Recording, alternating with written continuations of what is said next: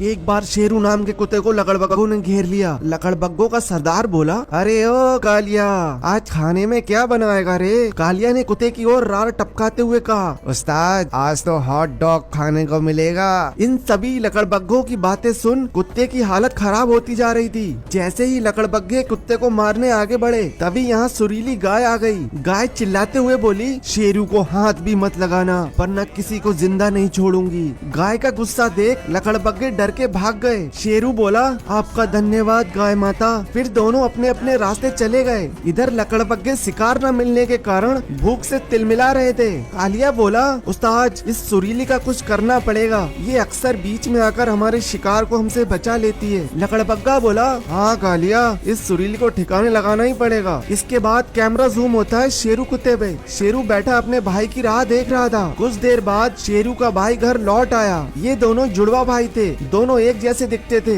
दोनों एक दूसरे को देखने के बाद सो गए। अगले दिन शेरू नदी पे जा रहा था तभी उसने देखा गाय सेब तोड़ रही थी, पर ऊंचाई के कारण गाय को सेब तोड़ने में बहुत परेशानी हो रही है। तो शेरू ने पेड़ पर चढ़कर ढेर सारे सेब नीचे गिरा दिए। इसी तरह गाय और शेरू एक दूसरे की मदद करते। इधर ये कालिया दिन रात सुरीली पर नजर रखे हुए था। कालिया पल पल की खबर अपने उस्ताद को देता। लकड़बग्गे ने अपने शातिर दिमाग से एक प्लान बनाया और कालिया को मोती के पास भेज दिया। कालिया मोती के पास आकर बोला, और भाई क्या हाल है? मोती बोला, मैं ठीक हूँ भाई, तुम कैसे हो? इसी तरह काफी देर तक इनकी बातें होती रहीं। अब तो कालिया रोज मोती से मिलने आता और मोती से मीठी मीठी बातें करता। मोती को भी अब कालिया का साथ अच्छा लगने लगा था। इसी तरह कई दिनों के बाद कालिया बोला, मोती भाई तुम खाना क्या खाते हो? मोती ने उत्तर दिया, खाना मेरे शेरू भाई बनाते हैं, साग सब्जी दाल चावल। ये सुन कालिया नाक सुकुड़ाते हुए बोला, ये भी कोई खाना है? तुम मेरे साथ मेरे अड्डे पे चलो, मांस मदिरा सब मिलेगी। चिकनी चुपड़ी बातें करके कालिया मोती को अपने अड्डे पे ले आया। सभी लकड़बग्गों ने मोती की बहुत खातिरदारी की। अब तो मोती को मांस मदिरा का सेवन करना बहुत अच्छा लगने लगा था, इसलिए रोज मोती लकड़बग्गों के अड्डे पे आकर मांस मदिरा का सेवन करता।